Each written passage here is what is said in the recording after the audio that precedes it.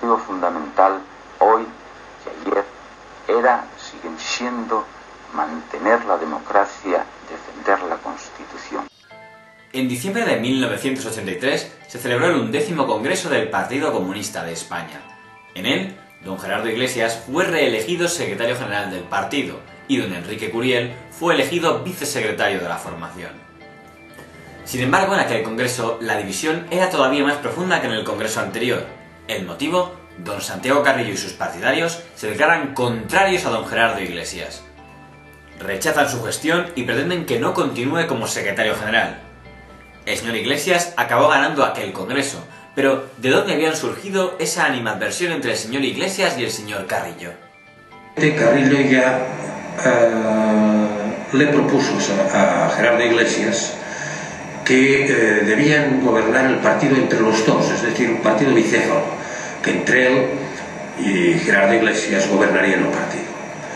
Gerardo Iglesias le dijo que, oye, Santiago, tú me has propuesto para que yo sea secretario general del PC, yo voy a ejercer de secretario general del PC, y cuando uno tiene una responsabilidad la tiene que ejercer plenamente sin ninguna tutela. Y fue cuando Santiago Carrillo, fundamentalmente los demás, acusaron a esta dirección, a Gerardo Iglesias y a los que estábamos alrededor de esta dirección, de no tener una política propia, una independencia, de querer vendernos al Partido Socialista, de ser dependientes del Partido Socialista y de no querer defender las tesis comunistas. Es decir, en definitiva, nos acusaban de querer liquidar el partido. Tras más de un año de conflicto, la crisis terminó en abril de 1985. El día 2, don Santiago Carrillo declaró en rueda de prensa que don Gerardo Iglesias era un travesti renovador, un hombre de proa y de paja. Sin embargo, don Santiago Carrillo hacía estas declaraciones después de haberse constatado que estaba en minoría. Todos los pesos pesados que quedaban en el PC, desde el alcalde de Córdoba, don Julio Anguita, hasta el líder de comisiones obreras, don Marcelino Camacho, pasando por don Nicolás Sartorius o incluso antiguos colaboradores suyos como don Simón Sánchez Montero o la propia Pasionaria, se posicionaron con don Gerardo Iglesias y a favor de echar a don Santiago Carrillo del partido. El 15 de abril, don Santiago Carrillo fue expulsado del Partido Comunista de España.